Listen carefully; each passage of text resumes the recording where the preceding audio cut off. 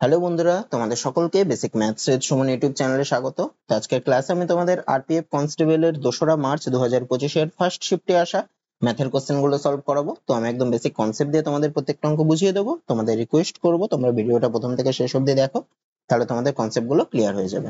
তো চলো আজকের ক্লাসটা শুরু করি। কি বলছে দেখো, বলছে এদের মধ্যে কোন উক্তিটি ভুল। তা কি কি উক্তি দিয়েছে? বলছে একটি সংখ্যা 5 দ্বারা বিভাজ্য হবে যদি সংখ্যাটির এককের ঘরের অঙ্কটি 5 অথবা 0 হয়। তো এটা একদম ঠিক আছে। কোন সংখ্যা 5 দ্বারা বিভাজ্য কখন হবে? যখন সংখ্যাটার এককের ঘরের অঙ্ক 5 অথবা 0 হয় তখনই। মানে ধরো 25 ওর এককের ঘরের অঙ্ক 5, এটা 5 দ্বারা বিভাজ্য। 20 ওর এককের ঘরের অঙ্ক 0, এটাও 5 দ্বারা বিভাজ্য। তাহলে প্রথম উক্তিটা ঠিক আছে। তারপরটা কি বলছে? একটি সংখ্যা 3 অথবা 9 দ্বারা বিভাজ্য হবে যদি সংখ্যাটির অঙ্কগুলির যোগফল যথাক্রমে 3 ও 9 দ্বারা বিভাজ্য। মানে 3 দ্বারা বিভাজ্য হলে সংখ্যাটির অঙ্কগুলির যোগফলও 3 দ্বারা বিভাজ্য হবে, এটা আমরা জানি। আর কোন সংখ্যা 9 দ্বারা বিভাজ্য হলে সংখ্যাটির অঙ্কদ্বয়ের অঙ্কগুলোর যোগফলও 9 দ্বারা বিভাজ্য হবে। তার মানে এইটাও একদম সঠিক। তারপরটা কি বলছে? একটি সংখ্যা 11 দ্বারা বিভাজ্য হবে যদি সংখ্যাটির অঙ্কগুলির যোগফল 11 দ্বারা বিভাজ্য। এটা কিন্তু ঠিক না। কোন সংখ্যা 11 দ্বারা বিভাজ্য হবে মানে সংখ্যাটির অঙ্কগুলির যোগফল 11 দ্বারা বিভাজ্য, এটা ঠিক না। তারপরেরটা কি? একটি সংখ্যা 6 দ্বারা বিভাজ্য হবে যদি সংখ্যাটির অঙ্কগুলির যোগফল 3 দ্বারা বিভাজ্য হয় এবং এককের ঘরে কোনো জোড় সংখ্যা থাকে। এটাও একদম ঠিক। সংখ্যা 6 দ্বারা বিভাজ্য মানে কি? সংখ্যা 3 দ্বারাও বিভাজ্য হবে আর সংখ্যাটির এককের ঘরে জোড় সংখ্যা থাকবে, অথবা সংখ্যাটা 2 দ্বারাও বিভাজ্য হবে। তাহলে কোন কোন অপশন গুলো ঠিক? এ, বি আর ডি এটা ঠিক, সি এটা ঠিক না। 11 দ্বারা বিভাজ্যের সূত্র এটা না। 11 দ্বারা বিভাজ্য হতে গেলে ধরো একটা সংখ্যা নিলাম আমি 1, 4, 5, 3, 1। তাহলে এটা একটা সংখ্যা নিয়েছে, এই সংখ্যাটা 11 দ্বারা বিভাজ্য হতে গেলে কি হতে হবে? সংখ্যাটার যে জোড় স্থানীয় অঙ্ক তাদের যোগফল আর বিজোড় স্থানীয় অঙ্ক তাদের যোগফলগুলো সমান হতে হবে। জোড় স্থানীয় অঙ্ক মানে কোনটা? এই ধরো দ্বিতীয়টা, চতুর্থটা, এই দুটো যোগ করলে কত? 7 হয়। বিজোড় স্থানীয় অঙ্ক কোনটা?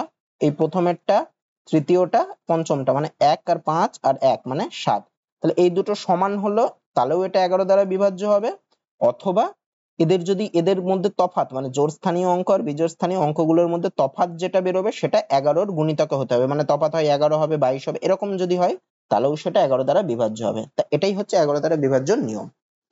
তারপরেরটা কি বলছে দেখো, পিঙ্কি প্রতিটি বই 14 টাকা দরে 25টি বই কিনেছে, প্রতিটি পেন 7 টাকা দরে 40টি পেন কিনেছে এবং প্রতিটি পেন্সিল 6 টাকা দরে 15টি পেন্সিল কিনেছে। তার মোট স্টেশনারি দ্রব্য কেনার গড় দাম কত? আচ্ছা, মোট যতটা কিনেছে সেগুলোর গড়। তাহলে দেখো বই কিনেছে কটা? 25টা, প্রত্যেকটার দাম কত? 14 টাকা করে। তাহলে কত টাকার বই কিনেছে? 25 গুণ 14, এটা করলে কত হয়? 25 গুণ 14 করলে 25 গুণ 10 মানে 250 আর 100 মানে 350 টাকার পেন কিনেছে, এই বই কিনেছে। পেন বলেছে 7 টাকা দরে, কতগুলো পেন কিনেছে? 40টা, মানে টোটাল কত টাকার পেন কিনেছে? 40 ইন্টু 7 মানে কত হলো? 280 টাকার পেন কিনেছে। আর কি পেন্সিল, পেন্সিল ক টাকা? 6 টাকা দরে 15টা পেন্সিল কিনেছে। তাহলে কত টাকার পেন্সিল কিনেছে? 15 ইন্টু 6 মানে কত হবে? 90 টাকার। তাহলে মোট কত টাকার স্টেশনারি দ্রব্য কিনেছে? 350, 280 আর 90, এই তিনটের যোগ, মানে 350 যোগ 280 যোগ 90। তাহলে এত টাকার স্টেশনারি দ্রব্য কিনেছে। তাহলে 0, 9 আর 8 17, 17 আর 5 22 এর 2, হাতে 2, 2 আর 2 4 আর 3 7, মানে 720 টাকার স্টেশনারি দ্রব্য কিনেছে। এবার আমাকে কি বের করতে বলেছে? স্টেশনারি দ্রব্য কেনার গড় দাম কত, মানে টোটাল দ্রব্য কতগুলো কিনেছে। দেখো বই কিনেছে হচ্ছে 25টা, পেন কিনেছে হচ্ছে 40টা আর পেন্সিল কিনেছে 15টা। তাহলে টোটাল কতগুলো দ্রব্য কিনেছে? 15 আর 25 যোগ করলে হয় 40 আর 40 80টা।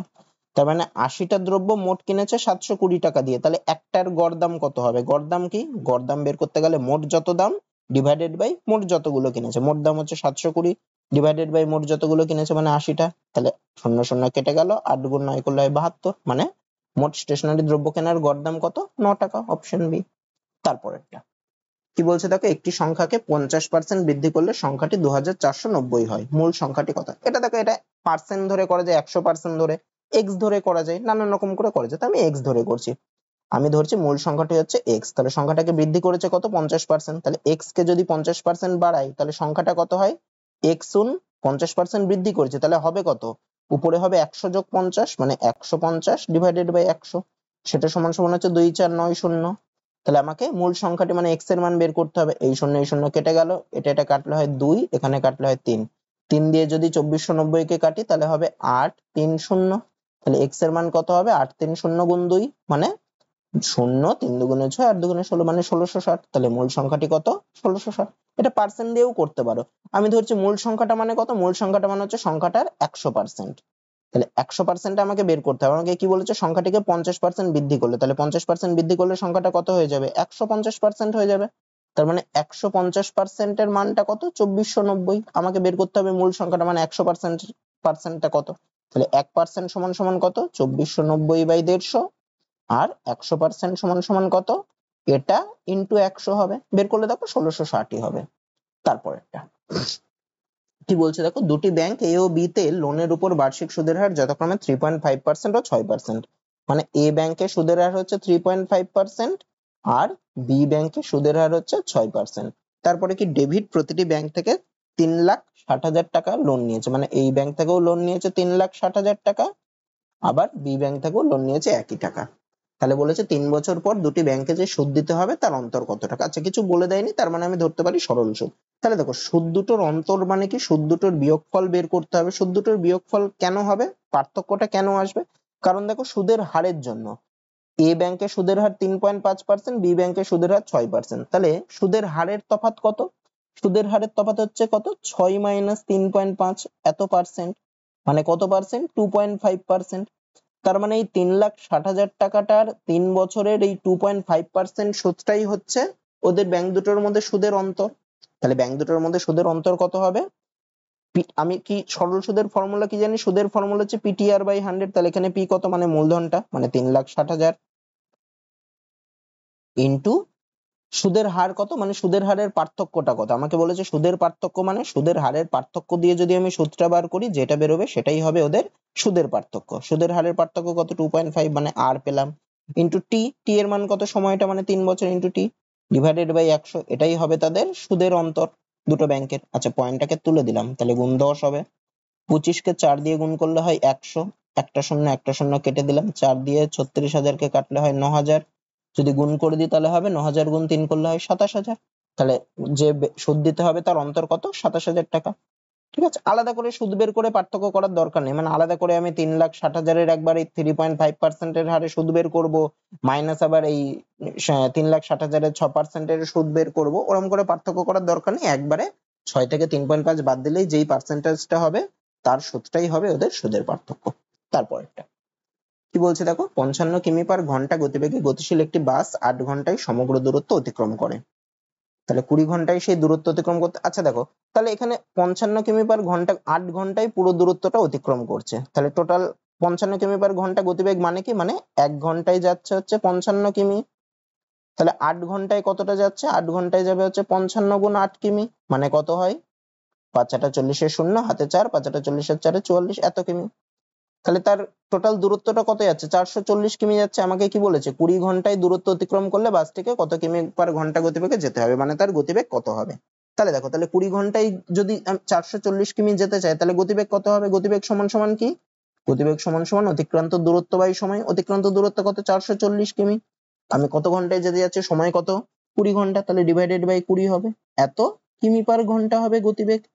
তাহলে যদি আমি কাটাকুটি করি, শূন্য শূন্য কাটলো, 2 আর 42 কে কাটলে হয় 22, মানে গতিবেগ কত হবে? 22 কিমি পার ঘন্টা, মানে অপশন বি হবে। তারপরেরটা এটা অন্যভাবেও করতে পারো।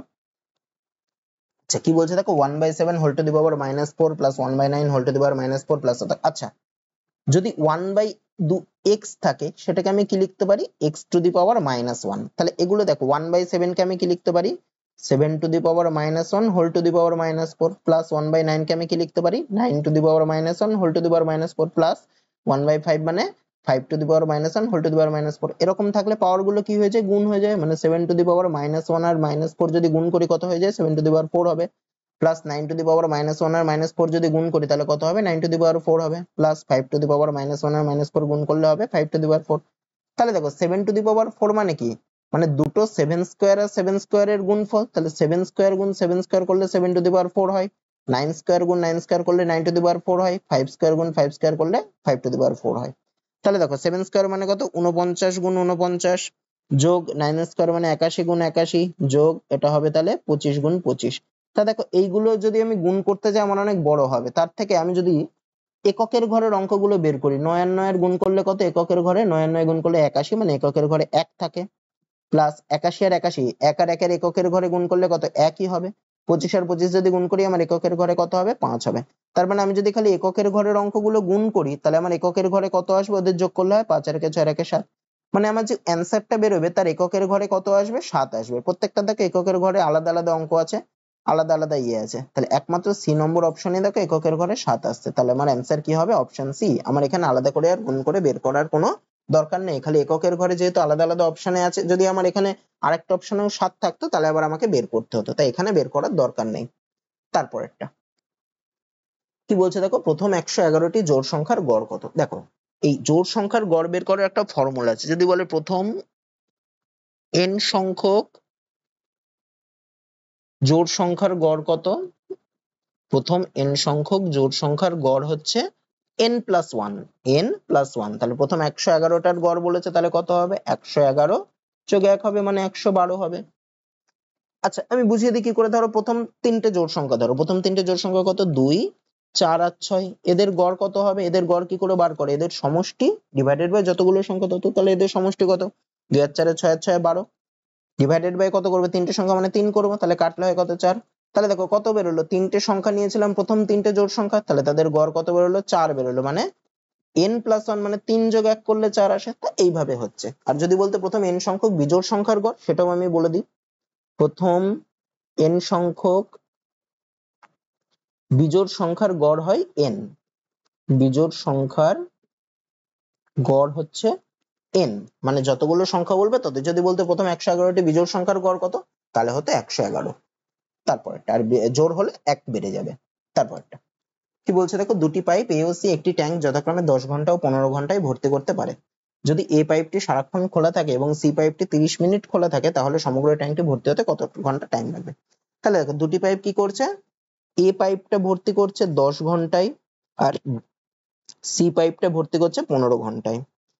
তাহলে টোটাল আমি ধরি জল ধরে, এক্ষেত্রে দেখো এক্ষেত্রে টোটাল জল কতটা ধরে, আমি কি ধরবো? 10 আর 15 লসাগু করবো। 10 আর 15 লসাগু করলে কত হয়? 30 হয়। তাহলে আমি ধরতে পারি টোটাল জল ধরে হচ্ছে 30, মানে টোটাল জল ধরাটা হচ্ছে এখানে টোটাল কাজটা, টোটাল জল ভর্তি করাটা। তাহলে ট্যাঙ্কে ভরছে মানে আমি ধরতে পারি তো টোটাল ট্যাঙ্কে জল ধরে হচ্ছে 30 লিটার ধরছি।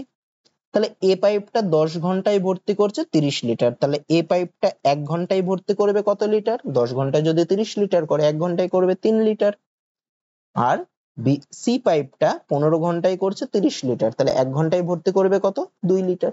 এবার কি বলছে, যদি এ পাইপটি সারাক্ষণ খোলা থাকে এবং সি পাইপটি 30 মিনিট খোলা থাকে, তাহলে প্রথম 30 মিনিটের জন্য কি এ পাইপটা তো সারাক্ষণ খোলা থাকছে, সি পাইপটা প্রথম 30 মিনিট খোলা থাকছে, তাহলে প্রথম 30 মিনিটের জন্য এ আর সি দুটো পাইপই খোলা থাকছে। তাহলে 30 মিনিট মানে কত? এটা দেখো ঘন্টাতে ছিল, তাহলে 30 মিনিট মানে কত ঘন্টা? হাফ 30/60 ঘন্টা, তার মানে কত? 1/2 ঘন্টা। তাহলে দেখো, তাহলে এ আর সি মিলে 1 ঘন্টায় ভর্তি করে কত লিটার? এ আর সি মিলে 1 ঘন্টায় ভর্তি করে দেখো 3 আর 2 5 লিটার। তাহলে দেখো তারা এ আর সি দুটো পাইপ একসাথে চলেছিল হাফ ঘন্টা, তাহলে 1 ঘন্টায় যদি 5 লিটার ভরে তাহলে 1/2 ঘন্টায় কত লিটার ভরবে? 5/2 লিটার ভরবে। তাহলে টোটাল জল ভরতে হবে 30 লিটার। এ আর সি মিলে 30 মিনিট বা হাফ ঘন্টায় ভরছে 5/2 লিটার, তাহলে আর কত লিটার জল ভরতে বাকি থাকছে? টোটাল 30 আর ওরা ভরেছে 5/2, তাহলে বাকি থাকছে কত? 30 মাইনাস 5/2। এটা করলে কত হবে? লসাগু করলে হয় 2, মানে 60 মাইনাস 5, বাকি থাকছে হচ্ছে 55/2 লিটার। তাহলে এইটা কে ভরবে? এই 55/2 লিটার জলটা কে ভরবে? সি পাইপ তো খোলা থাক 30 মিনিট, তারপরে তো সি পাইপকে বন্ধ করে দিয়েছে, তাহলে বাকিটা ভরবে এ পাইপটা। এ পাইপ 1 ঘন্টায় কত লিটার জল ভরে? 3 লিটার। এ পাইপকে কত লিটার জল ভরতে হবে? 55/2 লিটার। তার মানে কি এ পাইপে তাহলে কত টাইম লাগবে? এ পাইপ 3 লিটার জল ভরে হচ্ছে 1 ঘন্টায়, তাহলে 55/2 লিটার জল ভরবে কত ঘন্টায়? 55 আর নিচে 2 গুণ 3 ঘন্টায় এত হবে, তার মানে 55/6 ঘন্টায় ভরবে। তাহলে সমগ্র ট্যাঙ্কটি ভরতে কত টাইম লাগবে? এ পাইপটির টাইম লাগবে হচ্ছে 55/6 ঘন্টা, আর তার আগে লেগেছিল হাফ ঘন্টা। তাহলে টোটাল টাইম কত লাগছে? 55/6 যোগ হাফ, যদি লসাগু করি লসাগু হবে 6, মানে 55 যোগ 3 মানে হচ্ছে 58/6, 2 দিয়ে কাটলে হয় 29/3, তাহলে 29/3 মানে 9×2/3। তাহলে মোট টাইম কত লাগছে সমগ্র ট্যাঙ্কটি ভরতে? 9×2/3 ঘন্টা, মানে অপশন বি হবে। তারপরেরটা কি বলছে দেখো, পরপর 8% ও 9% ছাড়ের সমতুল্য ছাড় কত। তা পরপর যদি 8% আর 9% ছাড় দেয় তার সমতুল্য ছাড় কত হবে? যেই দুটো ছাড় দিয়েছে তাদের যোগফল মানে 8 যোগ 9 মাইনাস ছাড় দুটোর গুণফল বাই 100 মানে 8 গুণ 9 ডিভাইডেড বাই 100 এত পার্সেন্ট। তাহলে কত হয়? 8 যোগ 9 করলে হয় 17 মাইনাস 8 গুণ 9 মানে 72 বাই 100 এত পার্সেন্ট। মানে হবে 17 মাইনাস 72 বাই 100 মানে কি? মানে 0.2 ঘর সরবে মানে 0.72 এত পার্সেন্ট হবে। তাহলে 17 থেকে 0.72 বাদ দিলে কত হয়? হবে হচ্ছে 16.28%। তাহলে সমতুল্য ছাড় কত? 16.28% মানে অপশন এ। তারপরে কি বলছে দেখো, এদের মধ্যে কোনটি বৃহত্তম। তাহলে দেখো 0.07, এই 07 পুরোটার মাথায় বার, তার মানে কি? তার মানে হচ্ছে 0.070707 করে রিপিট হতে থাকবে, মানে কি হবে? মানে হবে 0.070707 এরম করে রিপিট হতে থাকবে। তারপরেরটা কি দিয়েছে? 0.7, এটা আমি কি লিখতে পারি? 0.7 তারপরে 000 মানে কিছু নেই, মানে আমি মেলানোর জন্য পরপর সব জিরো বসিয়ে দিলাম। তারপরেরটা কি দিয়েছে? 0.0 খালি 7 এর মাথায় বার। তা খালি 7 এর মাথায় বার মানে 7টাই রিপিট হতে থাকবে, মানে কি হবে? 0.7777 এরকম করতে করতে থাকবে। আর লাস্টেরটা কি দিয়েছে? 0.7 এর মাথায় বার।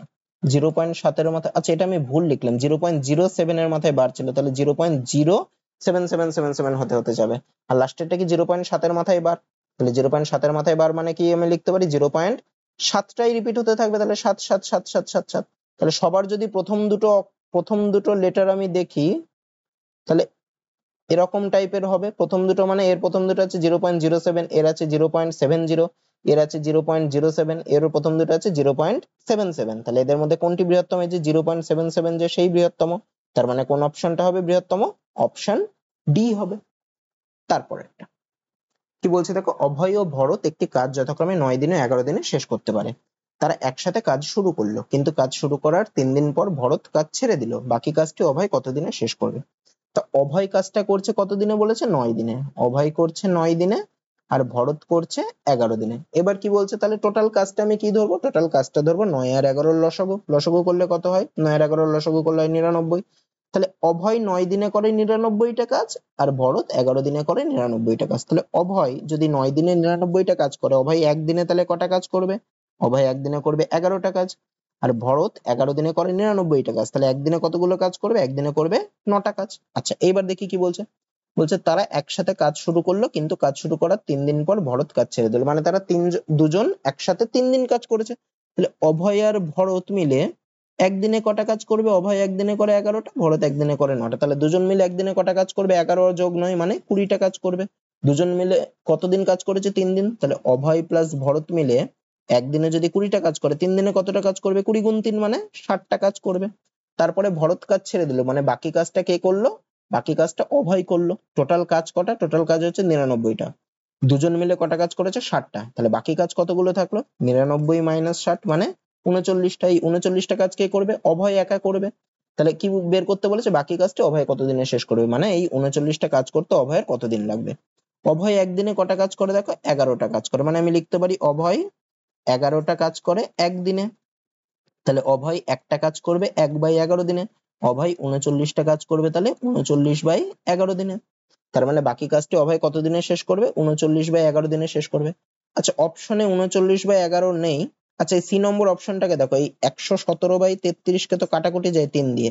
3 দিয়ে কাটলে হয় 11 আর উপরে হয় 39, মানে এটাই হবে 39/11 সমান, মানে অপশন সি হবে। তারপরেরটা কি বলছে দেখো, দুটি সংখ্যার পার্থক্য তাদের সমষ্টির 1/5 অংশ। সংখ্যা দুটির সমষ্টি বলেছে 45, তাহলে সংখ্যা দুটির লসাগু কত? আচ্ছা আমি ধরছি একটা সংখ্যা x, বড় সংখ্যাটা x আর ছোট সংখ্যাটা y। তাহলে কি বলে দিয়েছে? সংখ্যা দুটির সমষ্টি 45, মানে x প্লাস y বলে দিয়েছে হচ্ছে কত? 45। আর কি বলেছে? সংখ্যা দুটির পার্থক্য তাদের সমষ্টির 1/5 অংশ। সংখ্যা দুটির পার্থক্য মানে x বাই y, সেটা কত? তাদের সমষ্টির 1/5 অংশ মানে 45 এর 1/5 অংশ, মানে 45 গুণ 1/5। এটা করলে কত হয়? 9। তার মানে কি পেলাম? x মাইনাস y সমান সমান 9। একটা পেলাম x প্লাস y সমান সমান 45, এটাকে যদি 1 নম্বর সমীকরণ ভাবি, আর একটা x মাইনাস y সমান সমান 9 এটাকে যদি 2 নম্বর সমীকরণ ভাবি। এবার যদি এই সমীকরণ দুটোকে যোগ করে দিই, তার মানে কি? তাহলে কি পাবো আমি যদি যোগ করি? তাহলে হবে এই প্লাস y আর মাইনাস y কেটে যাবে, তাহলে পড়ে থাকবে হচ্ছে 2x সমান সমান হবে 45 আর 9 এর যোগ মানে 54। তাহলে x এর মান কত হবে? 54/2 মানে 27। তাহলে x এর মান যদি 27 হয় তাহলে y এর মান কত হবে, x প্লাস y ছিল 45, তাহলে y এর মান কত হবে 45 মাইনাস x মানে 45 মাইনাস 27 মানে 18। আমাকে কি বার করতে বলেছে, সংখ্যা দুটির লসাগু কত, মানে 27 আর 18 এর লসাগু কত, 27 আর 18 লসাগু কত হবে 54 হবে। তার মানে সংখ্যা দুটির লসাগু হচ্ছে 54, অপশন এ। তারপরেরটা কি বলছে দেখো, একটি ঘনকের আয়তন 65850 ঘন সেমি, ঘনকটির বাহুর দৈর্ঘ্যের দ্বিগুণ কত সেমি। আচ্ছা, ঘনকটির বাহুর দৈর্ঘ্যের দ্বিগুণ কত সেমি, এটা দেখো এটাকে ভাঙতে গেলে অনেক বড় হয়ে যাবে। তো বাহুর দৈর্ঘ্যর কিউব করলে আয়তন বেরোয়, ঘনকের আয়তন সমান সমান কি, ঘনকের আয়তন সমান সমান হচ্ছে বাহু কিউব, মানে বাহুর দৈর্ঘ্য যদি এক্স হয় আয়তন কত হবে, এক্স এর কিউব হবে। তাহলে দেখো এখানে বলেছে ঘনকটির বাহুর দৈর্ঘ্যের দ্বিগুণ কত, মানে বাহুর দৈর্ঘ্যের দ্বিগুণটা হচ্ছে যদি 166 হয়, তাহলে বাহুর দৈর্ঘ্য কত হবে 166-র অর্ধেক, মানে কত হবে 83। যদি বাহুর দৈর্ঘ্যের দ্বিগুণ 86 হয়, তাহলে ঘনকের বাহুর দৈর্ঘ্য কত হবে 86-র অর্ধেক মানে 43। বাহুর দৈর্ঘ্যের দ্বিগুণ যদি 174 হয়, তাহলে বাহুর দৈর্ঘ্য কত হবে 174/2 মানে 87। বাহুর দৈর্ঘ্যের অর্ধেক যদি 84 হয়, তাহলে বাহুর দৈর্ঘ্য কত হবে 84/2 মানে 42। তাহলে যদি ঘনকের বাহুর দৈর্ঘ্য যদি 83 হয়, তাহলে ঘনকটির আয়তন কত হবে 83-র কিউব মানে 83 গুণ 83 গুণ 83। আচ্ছা, এটা করলে কি 65850 আসতে পারে, আমি যদি এককের ঘরের ডিজিটটাকে দেখি এর 3 আছে, মানে 3টে 3 গুণ করলে কি এককের ঘরে 3 আসে, দুটো 3 গুণ করলে হয় 9, 9 3 গুণ করলে হয় 7, মানে এককের ঘরে আমার 7 আসছে, তার মানে এটা অপশন হতে পারে না। তাহলে এক্ষেত্রেও দেখো 43, 43-এরও 3টে 3 গুণ করলে এককের ঘরে সেই 7ই আসবে, মানে এটাও হবে না। আমি যদি 87-র 3টে ডিজিট গুণ করি, তাহলে 87 গুণ 87 গুণ 87, দেখো 7 আর 7 গুণ করলে কত হয়, 7 7 হয় 49, 49-এর এককের ঘরে কত আছে 9 আছে, 9 আর 7-কে যদি গুণ করি তাহলে কত হয় 63, মানে এককের ঘরে আমার 3 আসছে, তার মানে এটা হতে পারে। আচ্ছা, 42-এর 3টে 42-কে গুণ করলে এককের ঘরে কি 3 আসতে পারে, 42 তো জোড় সংখ্যা, কোনোদিনই 3 আসতে পারে না, তাহলে হবে না। তাহলে একমাত্র চান্স হচ্ছে 87টা, তার মানে এই 87টাই অ্যান্সার হবে, মানে বাহুর দৈর্ঘ্য হবে 87, কিন্তু আমাকে বের করতে বলেছিল বাহুর দৈর্ঘ্যের দ্বিগুণ মানে 174, তার মানে এটা এইভাবে করলেই তাড়াতাড়ি হবে, বাকি ভাঙতে গেলে কিন্তু অনেক জটিল হয়ে যাবে ব্যাপারটা। তারপরেরটা বলছে এদের মধ্যে কোন ভগ্নাংশটি সর্বনিম্ন। আহ তো এটাও তো বড় হয়ে যাচ্ছে, এদের মধ্যে কোনো মিল আছে, আচ্ছা ভগ্নাংশগুলো আগে লিখি। 24/35, 31/45, 11/16 আর 17/25। আচ্ছা, এদের মধ্যেও তো কোনো মিল নেই।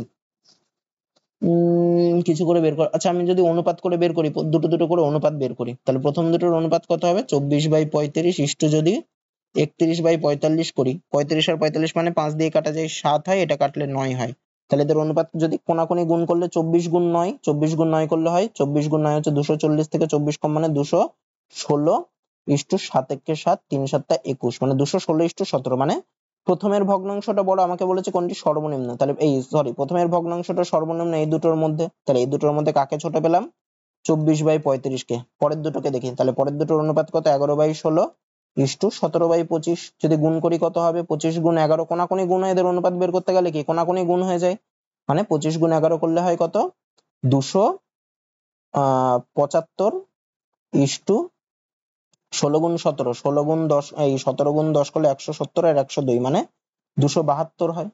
তার মানে এই দুটোর মধ্যে কে ছোট 17/25টা ছোট, তাহলে প্রথম দুটোর মধ্যে 24/35 ছোট, পরের দুটোর মধ্যে 17/25 ছোট, তাহলে এদের এবার অনুপাত বার করি তবেই কে সর্বনিম্ন পেয়ে যাব, তাহলে 24/35 ইস্টু 17/25, এদের অনুপাতটা বার করি, এদের অনুপাত করলে কত হয় দেখো, আবার কাটাকুটি যাবে, তাহলে 7 হবে আর 5 হবে। এবার যদি এদের অনুপাত কোনাকুনি গুণ করি তাহলে কত হবে 24 গুণ 5 করলে 120 ইস্টু 7 গুণ 17 করলে 119, তার মানে কে ছোট এই 17/25 যেটা ছিল সে ছোট, 120 তে অনুপাতটা বড়, তার মানে 17/25 এদের মধ্যে সর্বনিম্ন, সর্বনিম্ন হবে 17/25, অপশন ডি। তো এইভাবে এটা বের করা যেতে পারে, আরো অনেক পদ্ধতি আছে, এইভাবে করতে পারো তোমরা। তারপর একটা কি বলছে দেখো, একটি দৌড় প্রতিযোগিতায় একজন প্রতিযোগী প্রথম পাকে 61 সেকেন্ডে 366 মিটার দূরত্ব অতিক্রম করে, সে দ্বিতীয় পাকে সেই একই দূরত্ব, তাহলে প্রত্যেকটা পাক হচ্ছে 366 মিটার করে, মানে প্রথম পাকেও 366 মিটার অতিক্রম করেছে, দ্বিতীয় পাকেও সে 366 মিটারই অতিক্রম করবে, তাহলে দ্বিতীয় পাকে সেই দূরত্ব 130 সেকেন্ডে অতিক্রম করে, তাহলে গড় গতিবেগ কত। আচ্ছা, গড় গতিবেগের ফর্মুলা কি, গড় গতিবেগ মানে হচ্ছে মোট অতিক্রান্ত দূরত্ব বাই মোট সময়, গড় গতিবেগ মানে মোট অতিক্রান্ত দূরত্ব ডিভাইডেড বাই মোট সময়। তাহলে এক্ষেত্রে গড় গতিবেগ কি হবে? মোট অতিক্রান্ত দূরত্ব কত? 366 মিটার প্রথম পাকে গেছে, 366 মিটার দ্বিতীয় পাকে গেছে, মানে মোট অতিক্রান্ত দূরত্ব হবে 366 গুণ 2 ডিভাইডেড বাই মোট সময় প্রথম পাকে যেতে টাইম লেগেছে 61 সেকেন্ড যোগ পরের পাকে যেতে টাইম লেগেছে 183 সেকেন্ড। তাহলে মোট সময় কত? 61 যোগ 183 করলে কত হয়? 366 গুণ 2 করলে 6 দুগুণে 12, 2 হাতে 1, 6 দুগুণে 12 একে 13, 3 হাতে 1, 3 দুগুণে 4 একে 7 ডিভাইডেড বাই এই দুটো যোগ করলে 4, 6 8 14, 4 হাতে 1, 1 একে 2। দেখো 244 কে 3 দিয়ে গুণ করলেই 732 হয়, তাহলে এটাকে এটা দিলে হয় 3। তার মানে গড় গতিবেগ কত? 3 এত মিটার পার সেকেন্ড, মানে অপশন সি হবে। তারপর কি বলছে দেখো, পাঁচটি সংখ্যার সমষ্টি 655, প্রথম দুটি সংখ্যার গড় 78 এবং তৃতীয় সংখ্যাটি 104, তাহলে শেষ দুটি সংখ্যার গড় কত? তাহলে পাঁচটা সংখ্যার সমষ্টি দিয়ে দিয়েছে 655, প্রথম দুটোর গড় বলেছে 78, তাহলে প্রথম দুটোর সমষ্টি কত হবে? 78 গুণ 2 হবে, দুটোর গড় 78 মানে দুটোর সমষ্টি কত? 78 গুণ 2 করলে কত? 156। তৃতীয় সংখ্যাটা বলেছে 104, তাহলে প্রথম তিনটের তাহলে সমষ্টি কত হবে? প্রথম দুটোর সমষ্টি 156, তৃতীয়টা 104, তাহলে তিনটের সমষ্টি কত হবে? 156 যোগ 104 করলে কত হয়? 260 হয়। তাহলে দেখো পাঁচটা সংখ্যার সমষ্টি হচ্ছে 655 আর প্রথম তিনটের সমষ্টি হচ্ছে 260, তাহলে শেষ দুটো সংখ্যার গড় চেয়েছে, তাহলে শেষ দুটো সংখ্যার সমষ্টি কত হবে? শেষ দুটোর সমষ্টি কত হবে? আমি যদি পাঁচটার সমষ্টি থেকে প্রথম তিনটের সমষ্টি বাদ দিই তবেই শেষ দুটোর সমষ্টি পাবো। তাহলে কত হবে? 655 মাইনাস 260, এটা হচ্ছে শেষ দুটোর সমষ্টি, তাহলে কত হয়? 5 9 3। তাহলে শেষ দুটোর গড় কত হবে? শেষ দুটোর গড় তাহলে কত হবে? শেষ দুটোর সমষ্টি ডিভাইডেড বাই যতগুলো সংখ্যা তত, মানে 2, মানে 395/2। এটা ভাগ করলে কত হয়? 1 1 9 মানে 9, 1 5 মানে 7 আর 0.5, মানে শেষ দুটো সংখ্যার গড় কত? 197.5, মানে অপশন বি হবে। তারপর একটা কি বলছে দেখো, 250 মিটার লম্বা একটি ট্রেন একই দিক থেকে 7 কিমি পার ঘন্টা গতিবেগে আগত একজন ব্যক্তিকে 36 সেকেন্ডে অতিক্রম করে। বিপরীত দিক থেকে 82 কিমি পার ঘন্টা গতিবেগে আগত 415 মিটার দৈর্ঘ্যের অপর একটি ট্রেনকে সম্পূর্ণভাবে অতিক্রম করতে ট্রেনটির কত সেকেন্ড সময় লাগে? আচ্ছা, অঙ্কটা খুবই একটু কঠিন আছে। দেখো ট্রেনটার দৈর্ঘ্য বলেছে 250 মিটার, সে একই দিক থেকে 7 কিমি পার ঘন্টা গতিবেগে আগত একজন ব্যক্তিকে 36 সেকেন্ডে অতিক্রম করে। ভালো কথা। আচ্ছা, আমি ধরছি ট্রেনটার গতিবেগ হচ্ছে x কিমি পার ঘন্টা, ট্রেনের গতিবেগ x কিমি পার ঘন্টা, তাহলে একই দিক থেকে 7 কিমি পার ঘন্টা বেগে একজন ব্যক্তি আসছে, তাহলে সেক্ষেত্রে ট্রেনও যেদিকে যাচ্ছে ব্যক্তিটাও সেই দিকে যাচ্ছে, একই দিকে যাচ্ছে, সেক্ষেত্রে ট্রেনটা এই ব্যক্তিটাকে অতিক্রম করার ক্ষেত্রে এক্ষেত্রে নেট গতিবেগটা কি হয়ে যাবে? যেহেতু একই দিকের থেকে যাচ্ছে তাহলে নেট গতিবেগ হয়ে যাবে ট্রেনের গতিবেগ মাইনাস ব্যক্তির গতিবেগ, মানে x মাইনাস 7 এত কিমি পার ঘন্টা। তো এত কিমি পার ঘন্টাটাকে আমি যদি মিটার পার সেকেন্ডে নিই আমাকে কি করতে হবে? তাহলে x মাইনাস 7 ইন্টু 5/18 দিয়ে গুণ করতে হবে, মানে এটা ইন্টু 5/18, এত মিটার পার সেকেন্ড। আচ্ছা, তাহলে ট্রেনটা কত সেকেন্ডে অতিক্রম করছে? 36 সেকেন্ডে। তাহলে দেখো 1 সেকেন্ডে ট্রেনটা অতিক্রম করে হচ্ছে x মাইনাস 7 ইন্টু 5/18 মিটার, 1 সেকেন্ডে অতিক্রম করে এই দূরত্বটা x মাইনাস 7 ইন্টু 5/18, তাহলে 36 সেকেন্ডে কতটা দূরত্ব অতিক্রম করবে? x মাইনাস 7 ইন্টু 5/18 ইন্টু 36, এত মিটার। তাহলে দেখো 18 আর 36 কে কাটলে 18 দুগুণে 36, মানে কত হচ্ছে? x minus 7 into 10 metre. এই যে দূরত্বটা বেরোলো, পরস্পরকে অতিক্রম করার যে দূরত্বটা বেরোলো, সেটা কি ট্রেনটা যেহেতু ব্যক্তিটাকে অতিক্রম করছে তাহলে অতিক্রম করাটা হবে, এই দূরত্বটা হবে ট্রেনটার দৈর্ঘ্যের সমান হবে, মানে এই দূরত্বটা কার সাথে সমান হবে? 250 এর সাথে সমান হবে, যেহেতু ট্রেনটার দৈর্ঘ্য 250। তার মানে আমি কি লিখতে পারি? x মাইনাস 7 ইন্টু 10 সমান সমান হচ্ছে 250, এই শূন্য কেটে গেল, তার মানে x মাইনাস 7 সমান সমান হচ্ছে 25, তাহলে x সমান সমান কি হবে? 25 যোগ 7 মানে 32, তাহলে ট্রেনটার গতিবেগ কত পেলাম আমি? 32 কিমি পার ঘন্টা। এইবার আসি পরের দিকটাকে। তারপরে কি বলছে দেখো, বিপরীত দিক থেকে 82 কিমি পার ঘন্টা বেগে আগত 415 মিটার দৈর্ঘ্যের অপর একটি ট্রেনকে সম্পূর্ণভাবে অতিক্রম করতে ট্রেনটির কত সেকেন্ড সময় লাগবে? তাহলে দেখো, তাহলে এই ট্রেনটার গতিবেগ হচ্ছে 32 কিমি পার ঘন্টা, বিপরীত দিক থেকে আরেকটা ট্রেন আসছে তার গতিবেগ 82 কিমি পার ঘন্টা, তাহলে এক্ষেত্রে যেহেতু ট্রেন দুটো বিপরীত দিক থেকে আসছে তাহলে এক্ষেত্রে নেট গতিবেগটা কি হয়ে যাবে? আপেক্ষিক গতিবেগটা কি হয়ে যাবে? এই ট্রেন দুটোর গতিবেগের সমষ্টি, তাহলে আপেক্ষিক গতিবেগ কত হবে? 32 যোগ 82 এত কিমি পার ঘন্টা, তাহলে 32 যোগ 82 করলে কত হয়? হয় হচ্ছে 114 কিমি পার ঘন্টা। এটাকে আমি কিসে নেবো? মিটার পার সেকেন্ডে নেবো, তাহলে কি করতে হবে? 5/18 দিয়ে গুণ করতে হবে, মানে সমান সমান আমি কি করতে পারি? 114 ইন্টু 5/18 এত মিটার পার সেকেন্ড। তাহলে যদি 2 দিয়ে কাটি, আচ্ছা 3 দিয়ে যদি কাটাকুটি করি হবে 6, এখানে 3 দিয়ে কাটলে হয় 3 তিরিকে 9, 2 4 8, আবার যদি 2 দিয়ে কাটি তাহলে হবে 3, এখানে হবে 19, মানে কত বেরোলো 19 গুণ 5 করলে 95/3 মিটার পার সেকেন্ড। মানে ট্রেন দুটি পরস্পরকে আচ্ছা অতিক্রম করতে ট্রেনটির কত সময় লাগবে। তাহলে দেখো এরা 95/3 মিটার পার সেকেন্ড, এদের নেট গতিবেগ আপেক্ষিক গতিবেগ বেরোলো, মানে পরস্পরকে 1 সেকেন্ডে অতিক্রম করে 95/3 মিটার, বা 95/3 মিটার অতিক্রম করে 1 সেকেন্ডে। ট্রেন দুটো দেখো পরস্পরকে অতিক্রম করবে মানে কি, মানে হচ্ছে ট্রেন দুটোর দৈর্ঘ্যের সমষ্টি যাওয়া। তাহলে প্রথম ট্রেনটার দৈর্ঘ্য 250 মিটার, দ্বিতীয় ট্রেনটার দৈর্ঘ্য 415 মিটার, তাহলে ট্রেন দুটোর দৈর্ঘ্যের সমষ্টি কত, 250 যোগ 415, যোগ করলে কত হয় 5, 5 আর 1 6, 2 আর 4 6, তাহলে ট্রেন দুটো পরস্পরকে অতিক্রম করবে মানে কত মিটার যাবে, 665 মিটার যাবে। তাহলে ট্রেন দুটোর আপেক্ষিক গতিবেগ বেরিয়েছে 95/3 মিটার পার সেকেন্ড, তার মানে 95/3 মিটার অতিক্রম করে 1 সেকেন্ডে।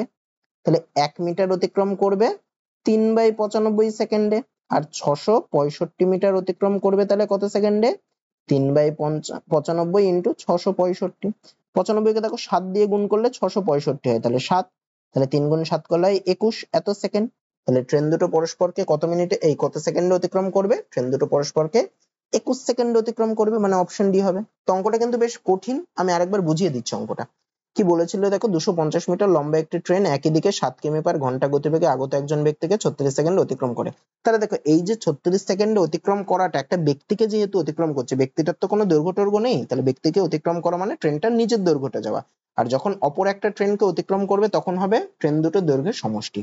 তাহলে এক্ষেত্রে দেখো আমি ধরলাম ট্রেনটির গতিবেগ x কিমি পার ঘন্টা, আর ব্যক্তিটা যেহেতু একই দিক থেকে যাচ্ছিল তাই আপেক্ষিক গতিবেগ হবে x-7 কিমি পার ঘন্টা। এটাকে আমি মিটার পার সেকেন্ডে নিলাম, তাহলে কত হলো x-7 ইন্টু 5/18 দিয়ে গুণ করে দিলাম, তাহলে হলো x-7 ইন্টু 5/18। আচ্ছা এই ব্যক্তিটাকে 36 সেকেন্ডে অতিক্রম করে, মানে 1 সেকেন্ডে যাই হচ্ছে x-7 ইন্টু 5/18, তাহলে 36 সেকেন্ডে কতটা যাবে, এটা ইন্টু 36, মানে হবে x-7 ইন্টু 10।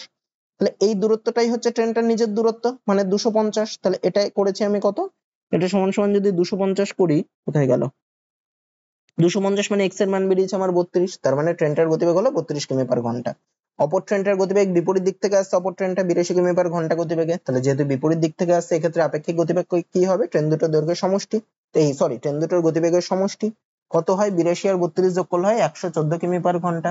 মানে ট্রেন দুটো পরস্পরকে, তাহলে 114 কিমি পার ঘন্টাটাকে আমি মিটার পার সেকেন্ডে নিলাম 5/18 দিয়ে গুণ করে, হলো কত 95/3 মিটার পার সেকেন্ড, মানে পরস্পরকে 95/3 মিটার অতিক্রম করে 1 সেকেন্ডে, 1 মিটার অতিক্রম করে 3/95 সেকেন্ডে, আর পরস্পরকে অতিক্রম করছে মানে ট্রেন দুটোর দৈর্ঘ্য সমষ্টি, মানে 665 মিটার অতিক্রম করবে কত সেকেন্ডে, হলো কত 21 সেকেন্ড। তো এইটাই। তারপরটা কি বলছে দেখো, একজন পাইকারি ব্যবসায়ী 25,000 টাকার দ্রব্য কিনছেন, উৎপাদনকারী সংস্থা এই দ্রব্যের উপর প্রথমে 10% ও পরে আরো 5% ছাড় দিল, তাই এই দুটো ছাড়ের পর দ্রব্যটির দাম কত হবে। তাহলে দেখো প্রথমে 10% ছাড় দিচ্ছে, পরে আবার 5% ছাড় দিচ্ছে, তাহলে সমতুল্য ছাড় কত, সমতুল্য ছাড় হবে 10, 10% আর 5% 5% ছাড়ের সমতুল্য ছাড় হবে 10 প্লাস 5 মাইনাস 10 ইন্টু 5/100, মানে কত হয় 15 মাইনাস এই শূন্য কাটলো মানে 5/10 মানে 0.5, মানে হচ্ছে 14.5%। তার মানে 25,000 টাকার উপর ছাড় দিচ্ছে 14.5%, তাহলে দাম নিচ্ছে কত, দাম নিচ্ছে হচ্ছে 25,000 ইন্টু 14.5% ছাড় দিচ্ছে, মানে দাম নেবে হচ্ছে এই 100 মাইনাস 14.5% এর মানে 84.5% এর দাম নেবে, মানে এত ইন্টু 84.5%, মানে এত বাই 100 এত দাম নেবে। পয়েন্টটাকে তুলে দিলাম, তাহলে নিচে আর একটা শূন্য হবে, তাহলে এই তিনটে শূন্য কেটে গেল, তাহলে হলো কত 845 গুণ 25। তো আমি যদি গুণ করি 25 দিয়ে 845 কে 25 এ 5 25 সঙ্গে হয় 125, 125 এর 5 হাতে থাকে 12, 25 গুণ 4 করলে হয় 100, 100 আর 12 যোগ করলে 112, 112 2 হাতে থাকে 11, 8 25 সঙ্গে 200, 200 আর 11 করলে হয় 211, মানে 211 211 2 কোথাও ভুল হলো 845, ওফ এটা 845 না, এটা হ্যাঁ ঠিকই তো, না এটা 86.5, এটা 85.5 হবে, 84.5 করেছে, এটা ভুল করেছে, এটা 85.5, মানে 855 ইন্টু 25 হবে, তাহলে 25 দিয়ে 5 25 সঙ্গে 125 এর 5 হাতে 12, 25 গুণ 5 125 আর 12 137, মানে 7 হবে, হাতে থাকছে 13, মানে 25 গুণ 8 করলে 200, 213, 2 1 3 7 5, মানে অপশন এ হবে। তারপর কি বলছে দেখো, 6 সেমি ব্যাসের একটি নিরেট গোলককে গলানো হলো। তাহলে গোলককে গলানো হলো মানে, নিরেট গোলককে গলানো হলো মানে যে জিনিসটা পাবো সেটা হচ্ছে আয়তনটা, আয়তনটাকে গলানো হয়েছে, অতটা মশলাকে গলানো হয়েছে, গলিয়ে অতটা পাওয়া গেছে আর কি। এবং সেটি দিয়ে 0.3 সেমি ব্যাসার্ধের একটি লম্ববৃত্তাকার তার তৈরি করা হলো। তারটি দৈর্ঘ্য কত? তাহলে দেখো, তাহলে গোলকটার আয়তনের ফর্মুলা কি? গোলকটার আয়তনের ফর্মুলা হচ্ছে, আয়তনের ফর্মুলা হচ্ছে 4/3 পাই আর কিউব, 4/3 ইন্টু পাই ইন্টু আর কিউব, যেখানে আরটা কত? ভূমির ব্যাসার্ধ। এখানে দেখো ওর ব্যাস বলেছে 6 সেমি, তাহলে ব্যাসার্ধ কত হবে গোলকটির? ব্যাসার্ধ হবে ব্যাসের অর্ধেক মানে 6/2 মানে 3 সেমি। তাহলে গোলকটার আয়তন কত হচ্ছে? 4/3 ইন্টু পাই ইন্টু 3 এর কিউব। 3 এর কিউব করলে কত হয়? 27। একবারে 27 লিখে দিলাম, 3 আর 27 কে কাটলে হয় 9, মানে 4 ইন্টু মানে 36 পাই। আচ্ছা, আর যে লম্ববৃত্তাকার তারটা তৈরি করলো তার ব্যাসার্ধ বলেছে 0.3, তারটির দৈর্ঘ্য কত? আমি ধরছি তারটির দৈর্ঘ্য হচ্ছে h, মানে এখানে তারটির দৈর্ঘ্যটাই হবে, উচ্চতার কাজটা করে দেবে। তাহলে চোঙটার আয়তন কি হবে? চোঙটার আয়তন হবে হচ্ছে পাই আর স্কয়ার এইচ। চোঙের আয়তনের ফর্মুলা কি? পাই আর স্কয়ার এইচ, মানে সমান সমান পাই ইন্টু আর স্কয়ার। আর এর মান হচ্ছে 0.3, তাহলে 0.3 তার স্কয়ার মানে 0.3 ইন্টু 0.3 ইন্টু এইচ। তা এইটাই কার সমান হবে? এই আয়তনটাই গোলকের আয়তনের সমান হবে, যেহেতু গোলকটাকে গলিয়ে তৈরি করেছে। তার মানে আমি কি লিখতে পারি? Pi into 0.3 into 0.3 into H সমান সমান হচ্ছে 36 পাই। আমাকে বের করতে হবে তারটির দৈর্ঘ্য মানে এইচ এর মানটা।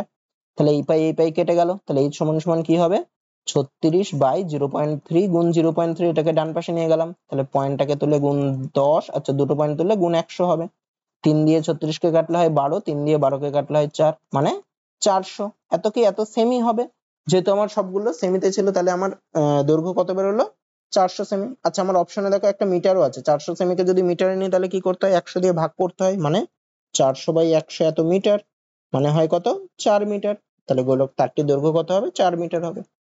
তারপরটা কি বলছে দেখো, গত বছর একটি টিভির দাম ছিল 55,000 টাকা, এই বছরে টিভিটির দাম 42,500 টাকা। তাহলে টিভিটির দাম গত বছরের তুলনায় কত শতাংশ হ্রাস পেয়েছে?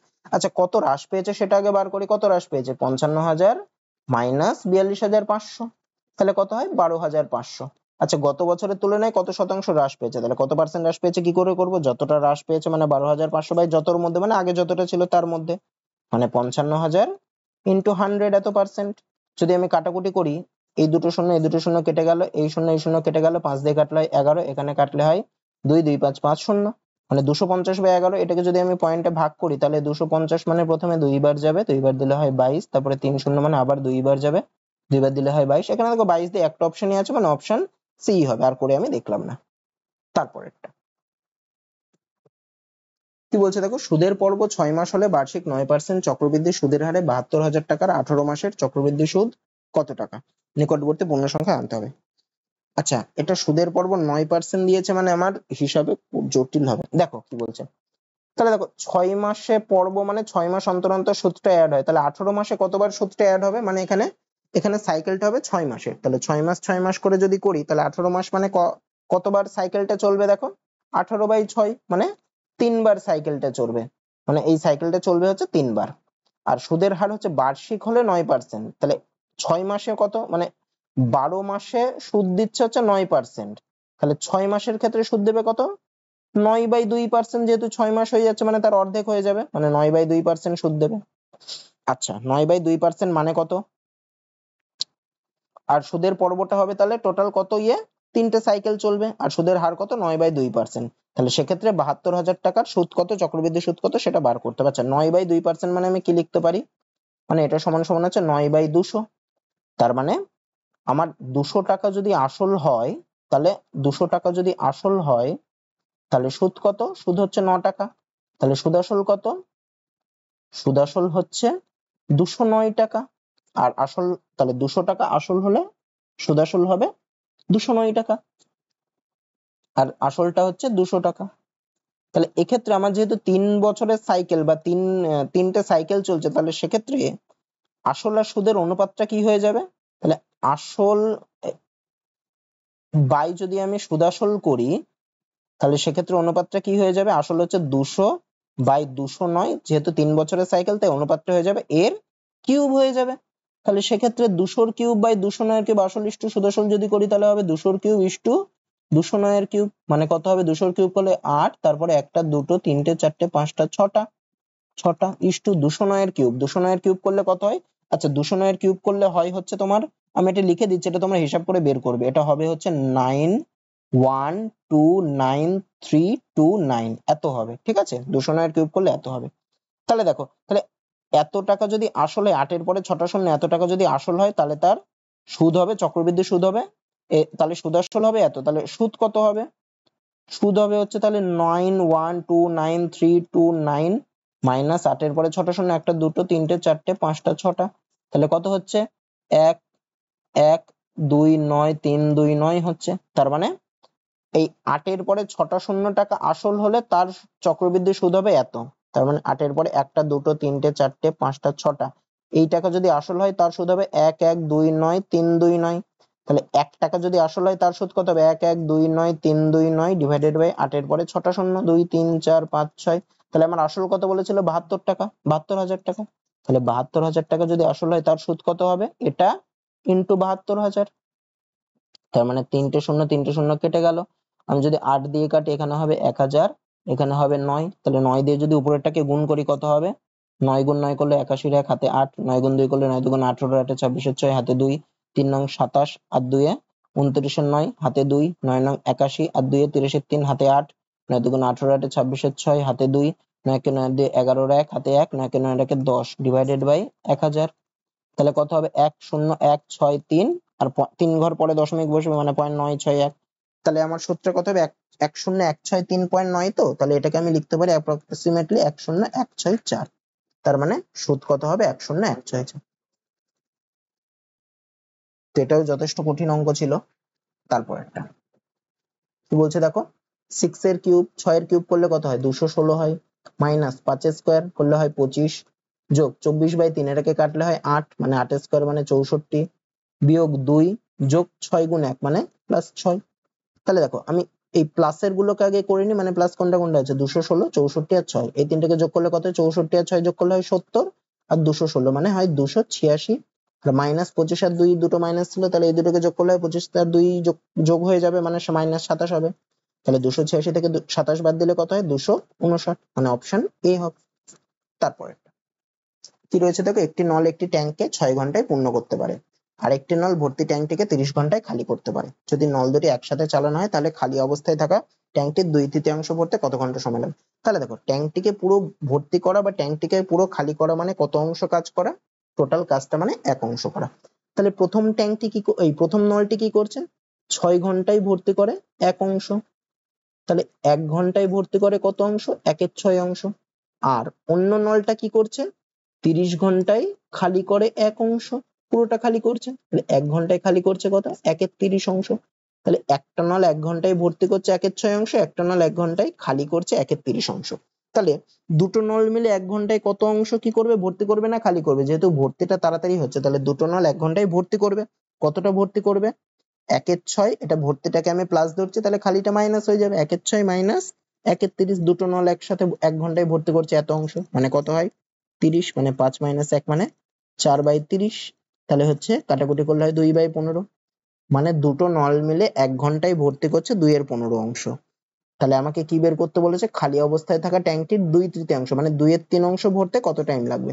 তাহলে দেখো, আমি 1 ঘন্টায় ভর্তি করছি 2 এর 15 অংশ, তাহলে আমি কথাটাকে যদি উল্টে লিখি তাহলে মানে 2 এর 15 অংশ ভর্তি করে 1 ঘন্টায়। তাহলে 1 অংশ ভর্তি করবে কত? 1 বাই হবে 2/15, মানে উল্টে যাবে, মানে 15/2 ঘন্টায়। তাহলে আমাকে বের করতে বলেছে 2/3 ভরতে, মানে 2 এর 3 অংশ ভরবে কত ঘন্টায়? 15/2 ইন্টু 2/3 ঘন্টায়। এই 2 এ 2 কেটে গেল, 3 আর 15 কে কাটলে 5, মানে 2 এর 3 অংশ ভরতে কত ঘন্টা টাইম লাগবে? 5 ঘন্টা টাইম লাগবে। অপশন এ হবে। তারপর কি বলছে দেখো, সেই ক্ষুদ্রতম সংখ্যাটি কত যেটিকে 36, 45 ও 54 দিয়ে ভাগ করলে প্রতি ক্ষেত্রে 3 অবশিষ্ট থাকবে? তো যখনই এরকম থাকবে 36, 45, 54 দিয়ে ভাগ করছে, তখন আমাকে প্রথম কাজ কি হবে? এই তিনটের লসাগু করা। তাহলে আমি কি করব? 36, 45 আর 54 লসাগু করব। তিনটেকে দেখো 3 দিয়ে ভাগ করা যায়, 3 দিয়ে ভাগ করলে কত? 12, 15 আর 18 হবে। আবার দেখো 3 দিয়ে করা যায়, তাহলে হবে 4, 5 আর 6। এবার দেখো যদি 2 দিয়ে দিই তাহলে হয় 2, 5 আর 3। তাহলে এদের লসাগু কত? এদের সবার গুণফল, মানে 3 গুণ 3 করলে 9, 9 দুগুণে 18, 18 দুগুণে 36, 36 গুণ 5 করলে 180, 180 গুণ 3 করলে হয় 540, মানে এদের লসাগু হচ্ছে 540। আমাকে কি বলেছে? প্রতি ক্ষেত্রে 3 অবশিষ্ট থাকবে, তার মানে সেই সংখ্যাটা কি হবে? সেই সংখ্যাটা এদের লসাগুর থেকে আরো 3 যেহেতু অবশিষ্ট থাকবে তাহলে কখন অবশিষ্ট থাকে সংখ্যাটাকে আরো 3 বেশি হতে হবে, তাহলে সংখ্যাটা কত হবে 540 যোগ 3 মানে 543, মানে অপশন বি হবে। তারপর একটা কি বলছে দেখো, তিনজন ব্যক্তির মধ্যে 165 টাকা 5:7:3 অনুপাতে ভাগ করা হলো, সর্বোচ্চ এবং সর্বনিম্ন ভাগের মধ্যে পার্থক্য কত? তাহলে দেখো টোটাল কত টাকা 165, আর এখানে আমি অনুপাতের যদি টোটাল করি তাহলে অনুপাতের টোটাল কত হবে 5 যোগ 7 যোগ 3, তাহলে কত হয় 5 এর সাথে 12 আর 3 এ 15, তার মানে 15 অনুপাতটা কার সাথে সমান 165 সাথে সমান, তাহলে 1 অনুপাতটা কার সাথে সমান 165/15 সাথে সমান। আমাকে কি বের করতে বলেছে সর্বোচ্চ এবং সর্বনিম্ন ভাগের পার্থক্য, সর্বোচ্চ ভাগ কত 7, সর্বনিম্ন ভাগ কত 3, তাহলে সর্বোচ্চ আর সর্বনিম্ন ভাগের মধ্যে অনুপাতের পার্থক্য কত 7 আর 3 এর মধ্যে পার্থক্য কত 4, তার মানে 1 ভাগ যদি 165/15 হয় আমাকে বলেছে 4 ভাগের মানটা বের করতে, তাহলে 4 ভাগটা কত হবে 4 ভাগ হবে কত 165/15 ইন্টু 4 হয়ে যাবে, 15কে 11 দিয়ে গুণ করলে 165 মানে 11 গুণ 4 হবে, তার মানে কত ভাগটা হবে ভাগের পার্থক্যটা কত হবে 44 হবে, মানে অপশন সি হবে। তারপর একটা আচ্ছা এটাও একটা সরল অঙ্ক দিয়েছে, সরল অঙ্কে আগে কার কাজ করবো আগে ভাগের কাজ করব, ভাগটা কোথায় আছে ফার্স্ট ব্র্যাকেটের মধ্যে ভাগ আছে দেখো এখানে, তাহলে 8 ভাগ 2 করলে কত 4, তার আগে দেখো 4 - 4 ছিল, 4 - 4 করলে কত হয়ে যায় 0 হয়ে যায়, তার মানে এই পুরো পোর্শনটুকু হচ্ছে 0, তারপরে কি ছিল 0 ভাগ 3 ছিল, 0 ভাগ 3 করলেও কত হয়ে যায় 0 হয়ে যায়, মানে এই পুরো পোর্শনটুকুর জায়গায় আমার 0 আসলো। তার আগে কি ছিল তাহলে, তার আগে ছিল করি একটু 48 ভাগ 2 মাইনাস 0, মানে 0 আসলো পুরোটা, 48 ভাগ 2 করলে কত 24, মানে এই পুরো পোর্শনটুকুর জায়গায় আমার কত আসলো 24 আসলো। তার আগে ছিল দেখো 36 - 24, 36 - 24 করলে কত হয় 12 আসে, তার আগে দেখো 41 - 12, 41 - 12 করলে কত হয় 29 হয়, মানে অপশন সি হয়। তারপর কি বলছে দেখো 10টি সংখ্যার সমষ্টি 276, তাহলে সংখ্যাগুলির গড় কত? তাহলে 10টা সংখ্যার সমষ্টি বলে দিয়েছে, তাহলে সংখ্যাগুলোর গড় কত হবে, ওর সমষ্টি ডিভাইডেড বাই যতগুলো সংখ্যা তত, মানে 276 ডিভাইডেড বাই 10, 10 দিয়ে ভাগ করলে কত পয়েন্ট এক ঘর সরে মানে হবে 27.6, অপশন সি হবে। তারপর একটা কি বলছে দেখো একটি স্কুলে 4182 জন ছাত্রছাত্রী আছে, স্কুলে ছাত্র ও ছাত্রীর সংখ্যার অনুপাত 23:28, এই স্কুলে কতজন ছাত্র আছে, তাহলে দেখো তাহলে মোট সংখ্যাটা কত হবে অনুপাতের মোট সংখ্যাটা হবে 23 যোগ 28, তার মানে কত হয় 23 যোগ 28 করলে 51, মানে আগেরটার মতো, তাহলে 51 অনুপাতটা কার সাথে সমান 4182 সাথে সমান, 51 অনুপাতটা কার সাথে সমান 4182 সাথে সমান, তাহলে 1 অনুপাতটা কার সাথে সমান হবে 4182 ডিভাইডেড বাই 51 সাথে সমান, আমাকে কি বের করতে বলেছে কতজন ছাত্র, ছাত্রটা কত ছিল 23 অনুপাত, তাহলে 1 অনুপাতটা যদি এত সাথে সমান হয় 23 অনুপাতটা কত সাথে সমান হবে এত এত ইনটু 23 এর সাথে সমান হবে। আচ্ছা আমি যদি 3 দিয়ে 51 কে আর 4182 কে কাটাকুটি করি তাহলে হবে 17, আর 3 দিয়ে কাটলে হয় 1, 1 1 মানে 3, 2 8 মানে 9, 1 2 মানে 4, 17 দিয়ে যদি কাটাকুটি করি প্রথমে যাবে হচ্ছে 8 বার, তারপরে থাকে 34 মানে 2 বার যাবে, তাহলে 82 গুণ 23, 23 দিয়ে যদি গুণ করি 23 দুগুণে হয় 46, 46 এর 6 হাতে থাকে 4, 23 গুণ 8 করলে হয় 23 গুণ 8 করলে হয় 3 8 26, 3 8 24 4 হাতে 2, 16 দিয়ে 18, 18 আর থাকছে 4 মানে 188, মানে 1 8 8 6, মানে ওই স্কুলে কতজন ছাত্র আছে ওই স্কুলে 1886 জন ছাত্র আছে, মানে অপশন সি হবে।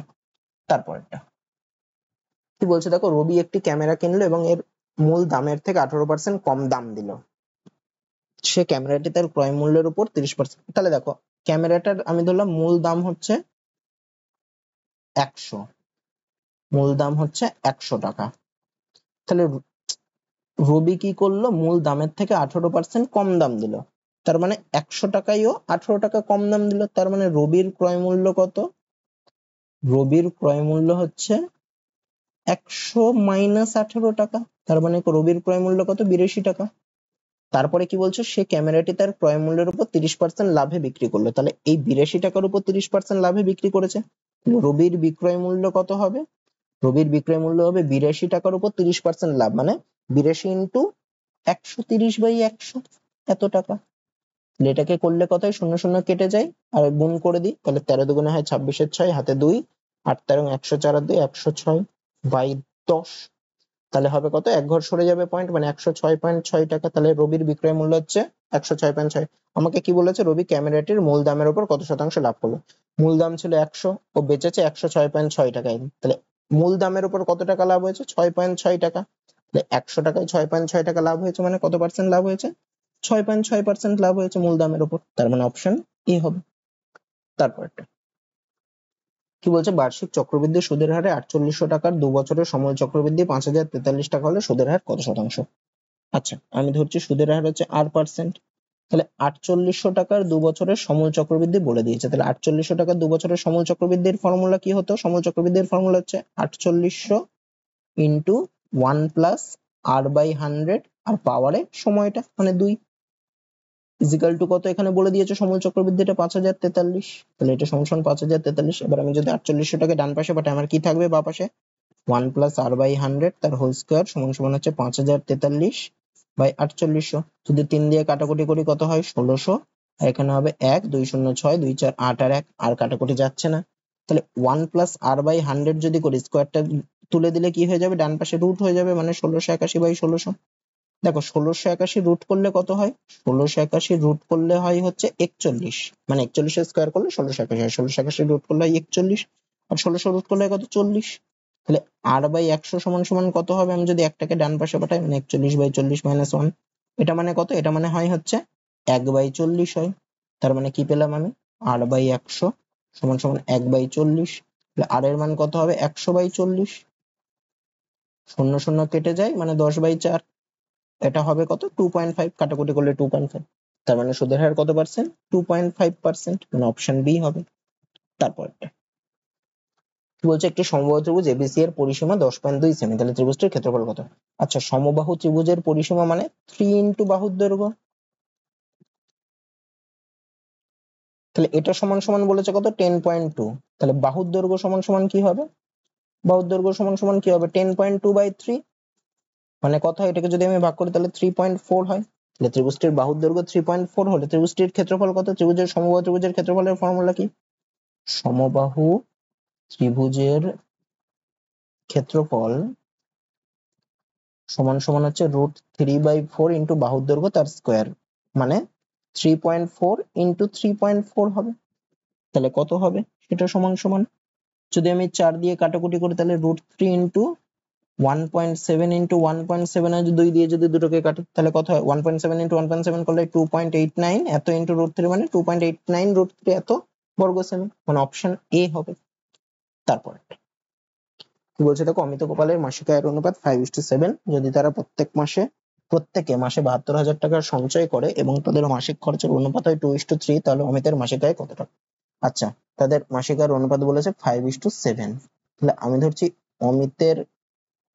অমিতের মাসিক আয় হচ্ছে 5x টাকা আর গোপালের মাসিক আয় হচ্ছে 7x টাকা। তারা প্রত্যেকে 72,000 টাকা সঞ্চয় করে, মানে অমিতের সঞ্চয় হচ্ছে 72,000 আর গোপালের সঞ্চয় হচ্ছে 72,000। আর কি বলে দিয়েছে? তাদের মাসিক খরচের অনুপাত বলে দিয়েছে। আচ্ছা, আয় আর সঞ্চয় থেকে আমি কি করে খরচ পাই? আমি যদি আয়ের থেকে সঞ্চয়টা বাদ দিই তবেই আমার খরচ পাই। তাহলে অমিতের খরচ কত হবে? অমিতের খরচ হবে কত? অমিতের আয় মাইনাস অমিতের সঞ্চয়, মানে 5x মাইনাস 72,000। আয় থেকে সঞ্চয় বাদ দিলেই খরচ বেরিয়ে যায়। আর গোপালের সঞ্চয় তাহলে কি হবে? গোপালের আয় মাইনাস গোপালের খরচ কি হবে? গোপালের আয় মাইনাস গোপালের সঞ্চয়, মানে 7x মাইনাস 72,000। এটা সঞ্চয় না, এটা খরচ, গোপালের খরচ। তাহলে অমিত আর গোপালের খরচের অনুপাত বলে দিয়েছে 2:3, মানে কি? মানে 5x minus 72,000 by 7x minus 72,000, এটা ইজিক্যাল টু কি বলেছে? 2:3, মানে 2/3। কোনাকুনি যদি গুণ করি তাহলে কত হয়? 3 দিয়ে যদি বাদিকের উপরেরটাকে গুণ করি হবে 15x মাইনাস 3 দুগুণে 6, 3 7 21, 0 0 0 সমান হবে 2 দিয়ে যদি গুণ করি 14x মাইনাস 1 4 4 0 0 0। তাহলে x গুলোকে বাঁ পাশে আনলে কত হবে? 15x মাইনাস 14x হবে, মানে হবে x সমান ডান পাশে হবে 1 2 1 6 0 0 0 মাইনাস 1 4 4 0 0 0। তাহলে বিয়োগ করলে কত হয়? 3টে শূন্য বসবে, 2 7 72,000। তাহলে x এর মান বেরোলো 72,000। আমাকে কি বের করতে বলেছে? অমিতের মাসিক আয়। অমিতের মাসিক আয় কত ছিল? 5x ছিল, তাহলে কত হবে? 5 ইন্টু 72,000, তাহলে কত হয়?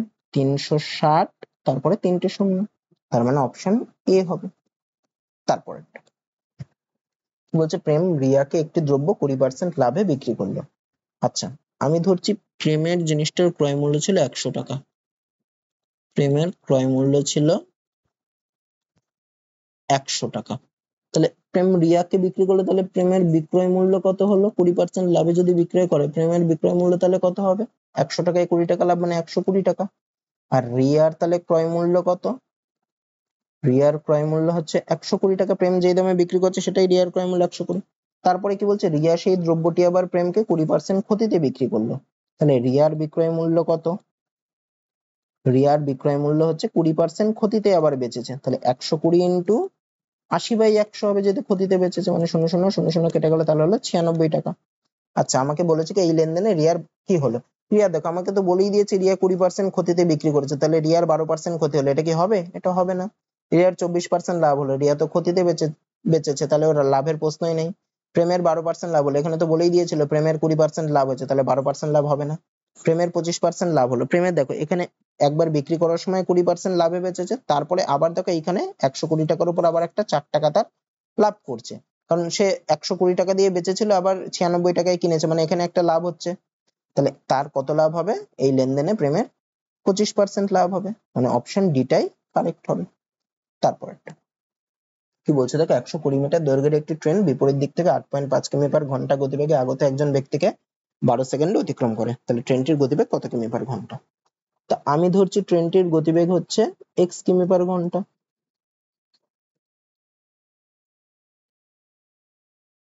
তাহলে দেখো, তাহলে লোকটা বিপরীত দিক থেকে আসছে, লোকটার গতিবেগ হচ্ছে 8.5 কিমি পার ঘন্টা। তাহলে এক্ষেত্রে যেহেতু বিপরীত দিক থেকে আসছে, তাহলে আপেক্ষিক গতিবেগ কি হয়ে যাবে? তাদের গতিবেগের সমষ্টি, মানে x প্লাস 8.5 এত কিমি পার ঘন্টা। তাহলে এইটাকে যদি আমি মিটার পার সেকেন্ডে নিই, তাহলে কি হবে? x প্লাস 8.5 ইন্টু কিমি পার ঘন্টা থেকে মিটার পার সেকেন্ডে নিলে 5/18 দিয়ে গুণ করতে হবে, ইন্টু 5/18 এত মিটার পার সেকেন্ড। তাহলে দেখো, এরা পরস্পরকে কি, লোকটা পরস্পরকে আগত ব্যক্তিকে 12 সেকেন্ডে অতিক্রম করছে, তাহলে এদের আপেক্ষিক গতিবেগ এত, মানে কি এরা 1 সেকেন্ডে পরস্পরকে অতিক্রম করে হচ্ছে এই দূরত্বটা। তাহলে এরা মানে 1 সেকেন্ডে পরস্পরকে অতিক্রম করে x প্লাস 8.5 ইন্টু 5/18 এত মিটার। তাহলে 12 সেকেন্ডে পরস্পরকে অতিক্রম করছে, মানে 12 সেকেন্ডে কতটা দূরত্ব পরস্পরকে অতিক্রম করবে? x, এইটা যেটা ছিল সেইটা ইন্টু 12 হয়ে যাবে, এত মিটার। 6 দিয়ে কাটাকুটি করলে হয় 3 আর 2, তার মানে কত হবে? x plus 8.5 into 10/3 metre. এরা পরস্পরকে অতিক্রম করছে, মানে কি, মানে একটা ট্রেন একটা মানুষকে অতিক্রম করছে, মানে পরস্পরকে অতিক্রম করা মানে কতটা দূরত্ব অতিক্রম করা? ট্রেনটার দৈর্ঘ্য যত ততটা, মানে 120 মিটার অতিক্রম করা। তাহলে আমি কি লিখতে পারি? x প্লাস 8.5 ইন্টু 10/3 সমান সমান হচ্ছে 120। তাহলে এই শূন্য এই শূন্য কেটে যাবে, তাহলে x প্লাস 8.5 সমান সমান কত হবে? 12 গুণ 3 মানে 36। তাহলে x এর মান কত হবে? 36 মাইনাস 8.5 মানে কত হবে? মানে হবে 27.5। তাহলে x টা আমি কি ধরেছিলাম? ট্রেনটির গতিবেগ ধরেছিলাম, তাহলে আমাকে বের করতে বলেছে ট্রেনটির গতিবেগ কত কিমি পার ঘন্টা। তাহলে ট্রেনটির গতিবেগ কত কিমি পার ঘন্টা? 27.5 কিমি পার ঘন্টা, মানে অপশনে। তো আজকের ক্লাসটা এত দূরই থাকবে। তো আশা করি তোমাদের ক্লাসটা ভালো লেগেছে। যদি ভিডিওটাতে ভালো লেগে থাকে, ভিডিওটাতে একটা লাইক করে দিও, আর এই চ্যানেলে নতুন হলে আর এই ধরনের ভিডিও পেতে গেলে চ্যানেলটাকে সাবস্ক্রাইব করে নাও। আজকে এত দূরই থাকছে, দেখা হচ্ছে পরের ভিডিওতে।